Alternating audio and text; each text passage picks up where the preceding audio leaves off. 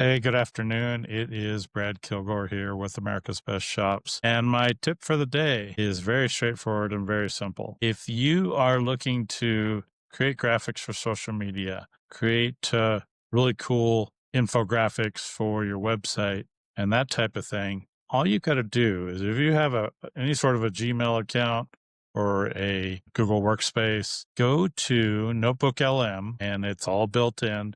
But go to Notebook LM, and a real shortcut would just be for the sources, add a link to your website. Hopefully, you've got a decent website with good content and images and what have you, but put the link to your website in there.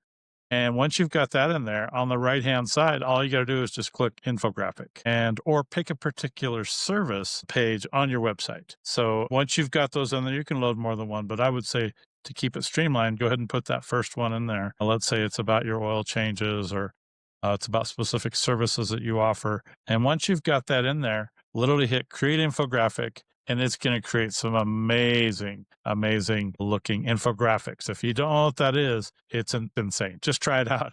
You'll love it. But that's the tip of the day. Be sure to follow us, like us, subscribe, all that good stuff. And I hope you have a good weekend.